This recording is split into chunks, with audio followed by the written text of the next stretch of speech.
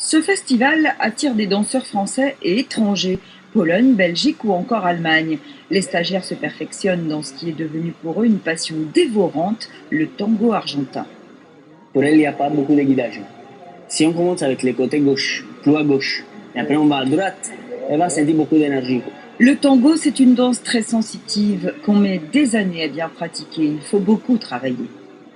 Avec le temps, qui est l'ingrédient principal de tout bon apprentissage, on finit par découvrir des petits détails, des petites choses qu'on avait négligées dans un premier temps, les premières années d'apprentissage. Et ces petits détails, en fait, se révèlent avec le temps être essentiels et donnent plus de saveur à la conversation des corps qu'est le tango. L'homme guide, la femme ressent et danse en conséquence du guidage. C'est un petit peu comme si on avait une communication, sauf qu'au lieu de parler avec des mots, on parle avec des mouvements du corps. Et donc forcément, ça demande un apprentissage, on va dire, qui est un petit peu plus compliqué que les autres danses. Chaque soir, les 250 danseurs participent en costume à une milonga, c'est-à-dire un bal tango. La journée, des maestros réputés donnent des cours, il y en a 9 par jour. Hervé parcourt la France pour ce genre de festival depuis 2 ans.